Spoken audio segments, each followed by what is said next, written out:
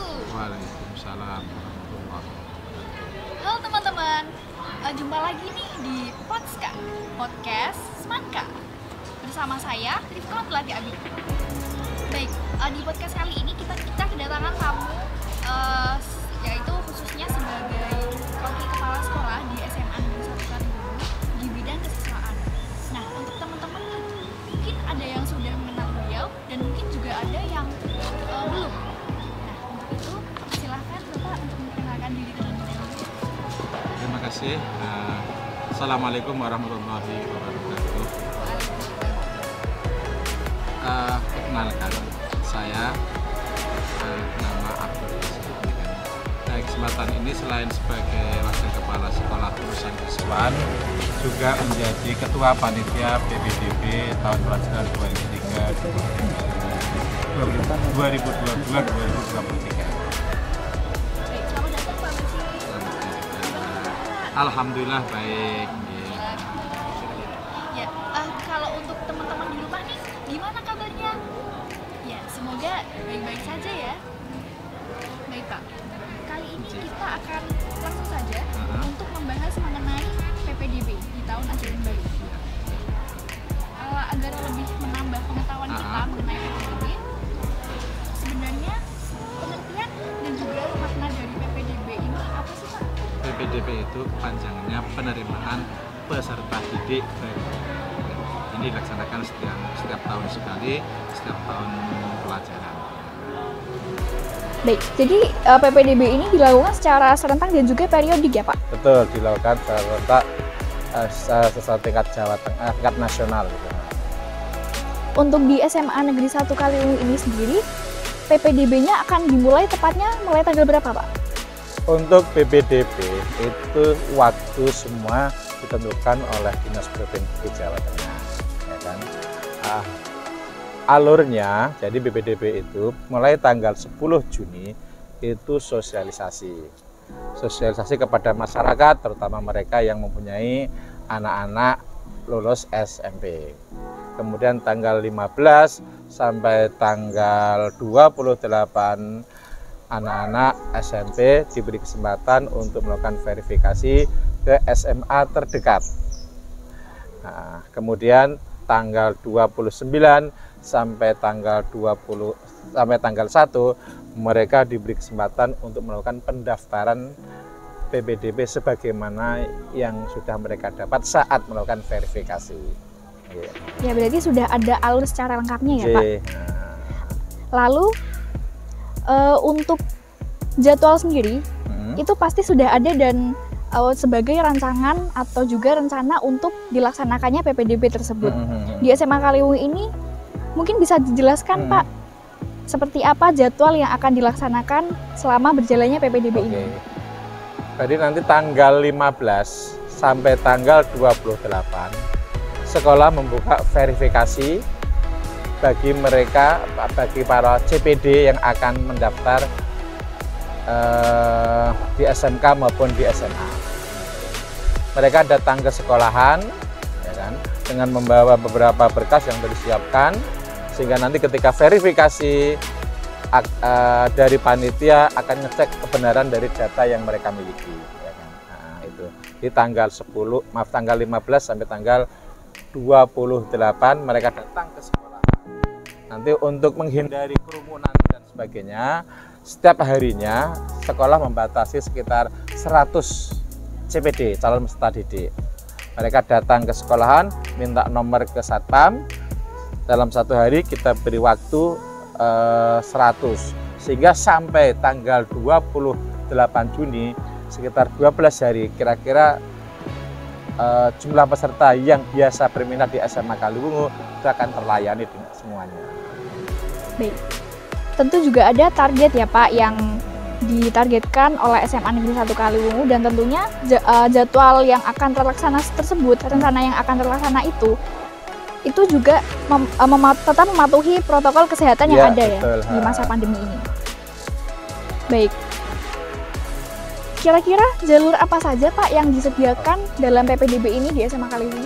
Jalur di PPDB tahun ini masih sama seperti jalur yang lain. Jadi pertama jalur zonasi sekitar 60-an, kemudian jalur prestasi 20, kemudian afirmasi 15, kemudian yang 5% perpindahan orang tua. Nah, jadi saya ulangi, ada 4 jalur. Yang pertama zonasi, kemudian 60%, kemudian jalur prestasi itu 20%, kemudian afirmasi itu 15%, perpindahan orang tua itu 5%. Ya, ada 4 jalur gitu ya. Jadi 4 jalur tersebut sudah tersedia dengan kuota masing-masing, yaitu dengan jalur pertama zonasi, yaitu dengan kuota 60%, dan juga jalur-jalur yang lainnya ya Pak. Gitu, Jadi untuk jalur zonasi ini kan sudah populer mulai tahun kemarin ya. Itu betul. berarti kuotanya ada peningkatan atau penurunan Pak? Nah ini yang jalur zonasi itu agak berbeda dengan tahun-tahun kemarin. Kalau jalur zonasi, kalau dulu untuk daerah atau kecamatan yang tidak memiliki SMA negeri atau SMK negeri, ya kan, di 60% itu ada 10%-nya untuk kecamatan yang tidak ada SMK negeri atau SMA negerinya. Jadi di 60 itu nanti sudah terbagi 2, yakni 50 untuk yang ada di kecamatan itu sendiri, kemudian yang 10% jatah kecamatan yang tidak memiliki SMK maupun SMA. Seperti kalau di sini kebetulan SMA Kaliwungu itu berada di Kaliwungu Selatan, Kaliwungu yang ada di utara itu tidak memiliki SMA, maka dia punya hak 10% dari 60 itu. Gitu ya. Baik. Jadi itu tadi teman-teman, ada 4 jalur yang disediakan dalam PPDB di SMA Negeri 1 Kaliwungu ini. Di antaranya yaitu yang pertama ada jalur zonasi yang mempunyai kuota sebesar 60%. Lalu yang kedua ada jalur prestasi sebanyak 20%. Yang ketiga ada jalur afirmasi yaitu sebanyak 15%. Dan yang terakhir ada jalur perpindahan orang tua yaitu yang berkuota 5%. Baik. Sebelum kita lanjut ke bahasan berikutnya nih Pak, di sini telah dihidangkan berbagai minuman. Silahkan untuk dinikmati terlebih dahulu. Bismillah. Baik.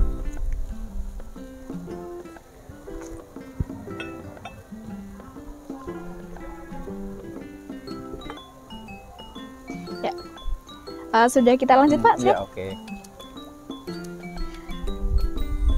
Setelah mendengar adanya 4 jalur tadi, agar lebih menambah pengetahuan kita dan mungkin ada yang belum mudeng atau belum paham nih Pak mengenai 4 jalur itu. Nah, di sini silakan Pak Basit bisa menjelaskan dari masing-masing jalur tersebut Pak, bagaimana sistemnya juga. Untuk zonasi, SMA itu mengajukan kurang lebih ada 34 desa yang menjadi cakupan zonasi SMA Negeri 1 Kaliwungu. Semua desa di Kalimantan Selatan, semua desa yang ada di Kecamatan Kaliwungu Utara, semua desa yang ada di Mbrangsong, kemudian sebagian di Singorojo, sebagian lagi dari Kecamatan Tugu maupun Ngalian. Jadi kurang lebih ada 34 desa. Itu yang zonasi. Nah, makna dari penerimaan zonasi ini yang paling mudah untuk menafsirkannya adalah dekat-dekatan rumah. Ya kan? Rumah yang paling dekat dengan sekolahan itu yang ya boleh dikatakan peluangnya lebih besar daripada yang lain. Nah, standarnya apa? Standarnya adalah KK yang mereka miliki.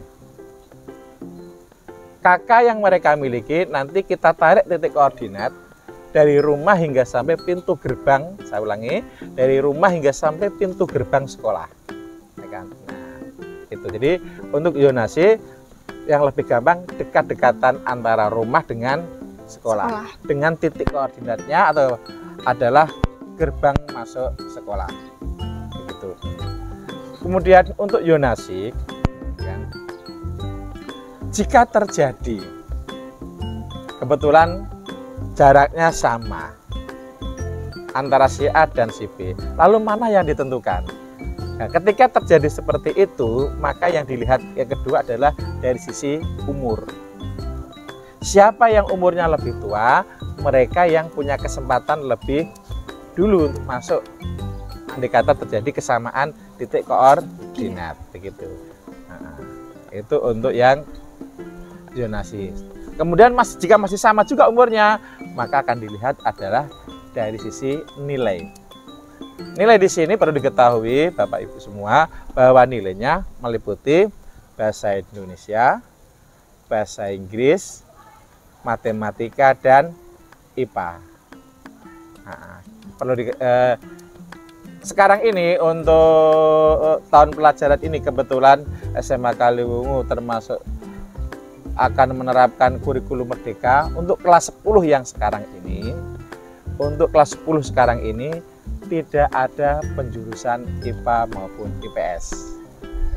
Jadi di kurikulum merdeka ini, kalau dulu ada sebagian 5 rombel itu untuk IPA, 5 rombel untuk IPS, tapi ketika kurikulum merdeka semuanya sama, ya kan? Jadi hari ini mulai tahun ajaran baru, insya Allah kita sudah akan menerapkan kurikulum merdeka untuk SMA Kaliwungu. Kemudian untuk prestasi, nah ini prestasi ini semuanya bisa daftar semua, ya kan? Prestasi yang jadi patokan tetap adalah nilai yang tadi saya katakan dari 4 mapel itu ditambah. Nah ini ditambahnya bagi mereka yang memiliki piagam prestasi. Ada satu pertanyaan, piagam prestasi seperti apa yang diharapkan? Nah di sini ada 2 kelas, yang berjenjang dan tidak berjenjang. Untuk lebih jelasnya, berjenjang dan tidak berjenjang nanti bisa dikonsultasikan ke sekolahan, ya kan? Karena kebetulan saat pandemi ini tidak ada kejuaraan yang dilaksanakan oleh dinas, sehingga boleh dikatakan kalaupun toh mereka menjadi juara, ya rata-rata tidak berjenjang, gitu kan? Oke. Nah, piagam ini yang berlaku adalah piagam semasa SMP. Tidak boleh piagam SD, ya kan? Tapi piagam SMP. Nah, tingkat kabupaten. Tingkat kabupaten, tidak boleh tingkat kecamatan. Jadi piagam yang diakui untuk pendaftaran prestasi piagam tingkat kabupaten gitu. Kemudian yang untuk apa tadi? Yang satu afirmasi ya? Afirmasi, nah, Pak. Afirmasi ini perlu diketahui ada perbedaan dengan tahun yang lalu. Perbedaannya di mana? Ya, ini di afirmasi sama kemarin mereka yang memiliki PKH, mereka yang memiliki KIP atau PIP. Kemudian lah ini yang satu lagi, anak yatim piatu yang orang tuanya meninggal karena COVID-19. Sehingga nanti mereka yang mempunyai orang tuanya meninggal karena COVID-19, mereka harus minta surat keterangan yang menyatakan jika orang tuanya itu meninggal betul-betul karena COVID-19. Jangan ngarang dewe, jaluk ning keluhan tidak bisa. Sebab apa? Dia langsung minta ke rumah sakit minimal tingkat provinsi. Kalau orang tua itu meninggal betul-betul karena COVID, gitu ya. Itu yang terbaru. Kemudian yang terakhir perbedaan orang tua. Perbedaan orang tua ini baik itu karena kedinasan, boleh juga karena orang tuanya bekerja di pabrik swasta, ya kan? Tapi harus antar kabupaten. Maksudnya kabupaten dari Semarang ke Kaliwungu itu kabupaten. Tapi kalau dari Sukoharjo ke Kaliwungu tidak bisa. Pelantungan ke Kaliwungu tidak bisa. Pleri ke Kaliwungu tidak bisa. Karena itu masih dalam cakupan kabupaten. Gitu ya. Perlu saya sampaikan bahwa persyaratan-persyaratan itu seperti KIP, PKH dan semuanya itu kalau bisa sebelum pendaftaran semua sudah di-scan, ya kan? Sehingga nanti ketika mendaftar tidak sampai mengalami kesulitan, gitu Mbak ya. Baik, Pak. Jadi itu teman-teman penjelasan lengkap yang disampaikan oleh Bapak Basit ini mengenai 4 jalur PPDB. Lalu untuk yang selanjutnya, itu pastikan terdapat Pak syarat-syarat yang harus diperhatikan dan juga penting untuk dipersiapkan dan dilengkapi ya oleh para peserta didik baru. Betul, nah, ya. syarat-syarat apa saja Pak yang kira-kira perlu dipersiapkan untuk pendaftaran? Yang perlu dipersiapkan untuk pendaftaran pertama adalah surat keterangan lulus Dari SMP ya Pak? dari SMP. Surat keterangan lulus dari SMP. Kalau mereka dari tahun lalu, artinya lulusan 2021, maka sebagai gantinya adalah ijazah, ya kan, ijazah. Kemudian rapot sementara 4 mapel. Rapot sementara 4 mapel itu bahasa Indonesia, bahasa Inggris, matematika, dan IPA. Itulah. Kemudian yang kedua KK. KK ini pun ada ketentuannya. KK itu minimal usianya 1 tahun. Kurang dari 1 tahun tidak bisa. Kemudian akte kelahiran. Akte kelahiran. Kemudian silakan nanti untuk tambahan-tambahan lainnya seperti surat pernyataan, fakta integritas, yang semuanya nanti bisa di-download, ya kan, di webnya SMA, kemudian nanti diisi oleh para CPD. Silakan nanti surat pernyataan maupun fakta integritas silakan nanti bisa download di webnya SMA, karena itu menjadi salah satu syarat yang harus kita lampirkan saat pendaftaran di PPDB nanti. Baik, jadi syarat-syarat ini wajib dilampirkan ya Pak dalam administrasi PPDB ini. Lalu untuk saat-saat yang paling ditunggu nih Pak, yaitu kan ada pengumuman seleksi itu ya Pak, dalam BPPDB itu, dan juga daftar ulang. Nah, untuk di SMA Negeri 1 Kaliwung ini, pendaftaran ulang itu kan sebagai final dan juga verifikasi ya Pak, tentunya verifikasi ulang. Nah, untuk daftar ulang ini mungkin Bapak Basit bisa menjelaskan secara detail ya, seperti kapan waktu dilaksanakannya, dan juga berlokasi di mana, dan juga persyaratan apa saja Pak yang dibawa. Untuk verifikasi, daftar ulang, jadi nanti pengumuman itu tanggal 4. Pengumuman tanggal 4 sekitar paling akhir itu sekitar pukul 23.55. Itu paling akhir pengumumannya, ya kan. Setelah pengumuman baru besoknya adalah daftar ulang selama 3 hari, yakni antara tanggal 5 sampai tanggal 7, ya kan, tanggal 5 sampai tanggal 7. Nah, untuk daftar ulang, ya kan, selama 3 hari itu sekolah setiap hari tetap membatasi yang hadir. Jadi sekitar per jamnya itu ya boleh dikatakan seharinya ya boleh dikatakan 125 peserta. Jadi 125 peserta, sehingga selama 3 hari nanti kurang lebih ada 375. Padahal yang kita terima adalah 360. Jadi sekali lagi daftar ulangnya setiap hari kita batasi 125. Harapannya ya tetap menjaga prokes gitu ya. Nah, selama daftar ulang, ya kan, selain nanti siswa yang diterima wajib membawa bukti pendaftaran. Buktinya kalau Anda diterima mana? Kartu pendaftaran. Sehingga kartu pendaftaran upayakan tidak boleh hilang. Terus berkas-berkas lainnya seperti KK dan sebagainya yang tadi saya sampaikan juga harus dibawa.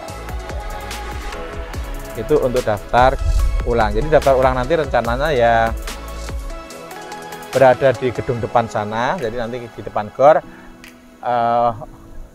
sekaligus nanti untuk mengetahui seberapa orang-orang atau secara para CPD yang mau daftar apa istilahnya ya, kadang saat daftar ulang itu berkasnya ada yang hilang dan sebagainya, sehingga bisa diketahui, sehingga mereka bisa memperbaikinya gitu ya.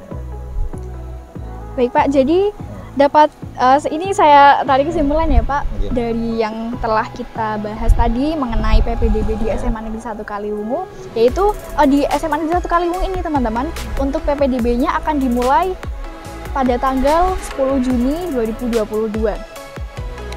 Lalu ada nih merupakan tahap verifikasi ya yang akan dilaksanakan pada tanggal 15 sampai 28 Juni tahun 2022.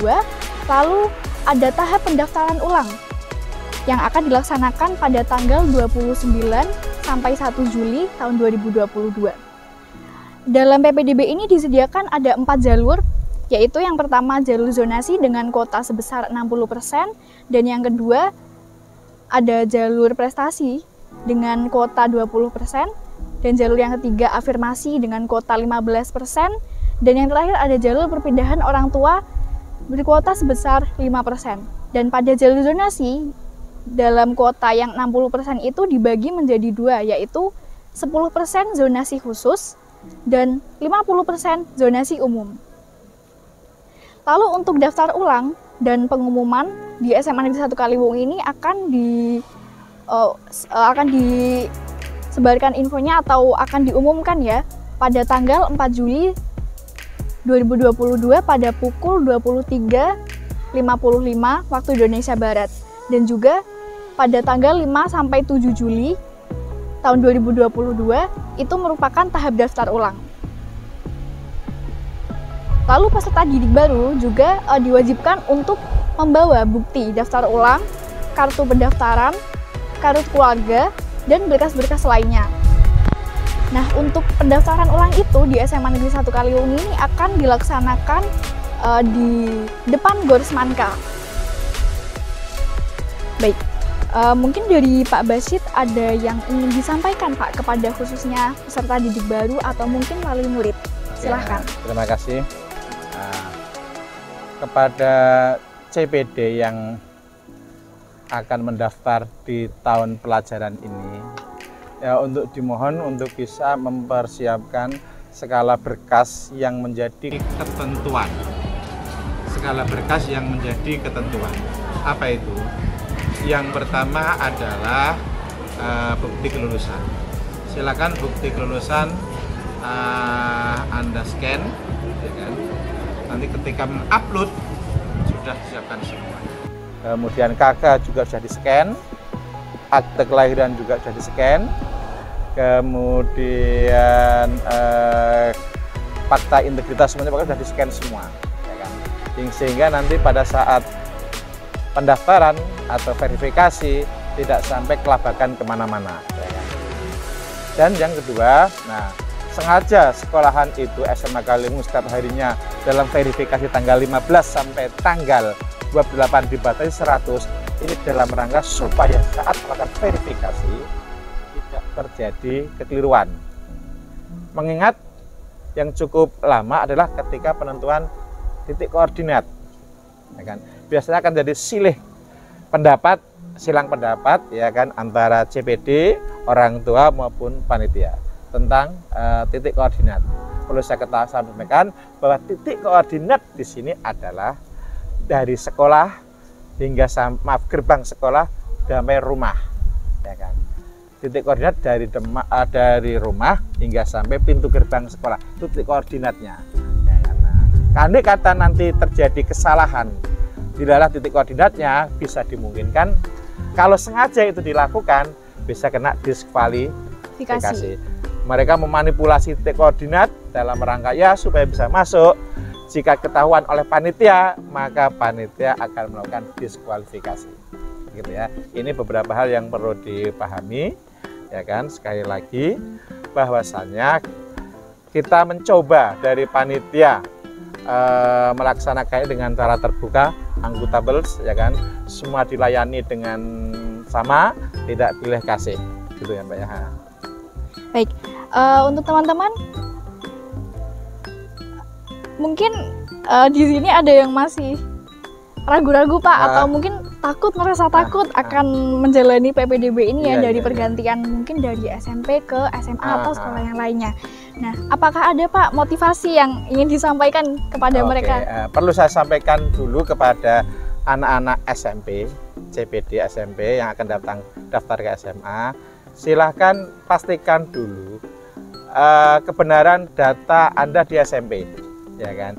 Kebenaran data di SMP, karena apa? Yang menginput yang menginput nilai itu bukan SMA, tapi yang menginput nilai adalah SMP. Sehingga nanti anak-anak di SMP itu harus tahu NISN-nya, nomor NISN-nya, sehingga nanti itu menjadi password untuk masuk. Ya, dari NISN itu nanti setelah mereka nanti juga akan mendapatkan nomor peserta pendaftaran. Nah, jadi harapan-harapan saya dengan persiapan seperti itu tidak sampai boleh dikatakan stres, mungkin ya sampai yang lebih ekstrim lagi salah-salahan dengan orang tua begitu kan. Karang mae kan, jangan sampai seperti itu ya kan. Karena kamu pada prinsipnya anak-anak SMP itu juga sudah tahu. Sehingga sekali lagi, karena yang menginput data itu semua adalah dari SMP, sekolah SMA hanya tinggal melihat dan memverifikasi. Maka jika terjadi sedikit kekeliruan, silakan nanti panitia akan mengembalikan ke SMP untuk mengadakan perubahan. Jelas kalau ada kekeliruan, sekolah tidak akan mendiskualifikasi, tapi masih memberikan kesempatan kepada anak-anak untuk kembali ke SMP untuk melakukan pembetulan. Begitu ya. Baik, Pak. Nah, untuk menyimak info lebih lengkapnya nih, teman-teman bisa melihat link di bawah ini ya. Baik, terima kasih kami ucapkan Pak Basit telah menyempatkan waktu untuk datang ke podcast ini untuk sharing-sharing ya, berbagi informasi seputar PPDB pada tahun ajaran baru ini. Terima kasih juga untuk penontonnya di rumah ya, yang telah menonton kita dari awal sampai akhir, dan semoga informasi yang kita sampaikan dapat bermanfaat. Tetap semangat dan jangan lupa tetap berdoa dan berikhtiar, karena semua itu tak luput dari usaha juga untuk kita berjuang lalu menerima hasil yang sesuai. Semoga dapat diterima di sekolah ataupun lembaga pendidikan yang diharapkan. Amin ya rabbal alamin. Baik, sampai jumpa. Wassalamualaikum warahmatullahi wabarakatuh. Waalaikumsalam warahmatullahi wabarakatuh.